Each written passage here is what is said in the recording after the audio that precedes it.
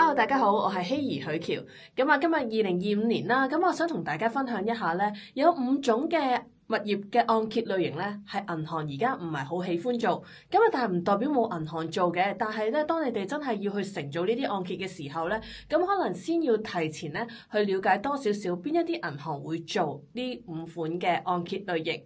第一個種類咧就係55年以上嘅舊樓。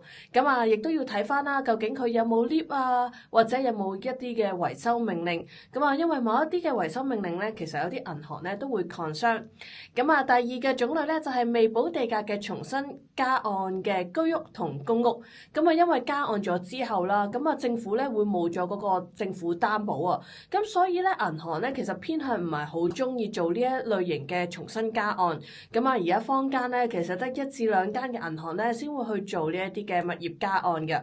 而第三種類咧就係700尺嘅村屋。係700尺以下嘅村屋，係啦。因為村屋咧，其實佢 standard 咧，其實我哋叫 standard，一般我哋叫嗰個標準同基準咧，其實係700尺嘅。如果你話 under 700尺，其實咧可能已經比較好少嘅銀行咧會考慮做呢一啲嘅按揭，所以呢個都要考慮啦。而第四類咧就係一啲離島嘅物業。離島區係屬於啲咩咧？